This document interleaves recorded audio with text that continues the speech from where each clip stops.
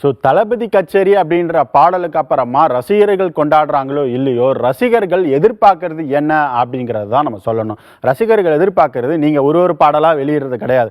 ஏன்னா தளபதி விஜய் அவர்களுக்கு இது கடைசி படம் அப்படின்ற அனௌன்ஸ்மெண்ட் கொடுத்துருந்தார் இல்லையா?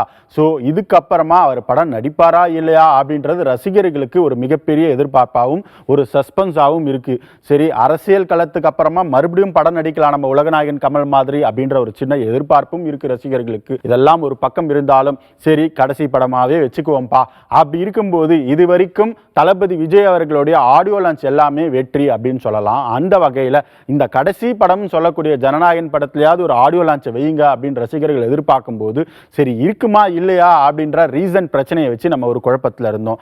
ஆனால் சினிமா வட்டாரங்களில் வந்த செய்தி என்ன அப்படின்னு சொன்னால், கண்டிப்பாக இந்த இசை வெளியீடு இருக்கும் அப்படின்றது ஒரு பக்கம் இருந்தாலும் அது எங்கே எப்போ அப்படின்ற செய்திலாம் வராமல் இருந்தது இல்லையா?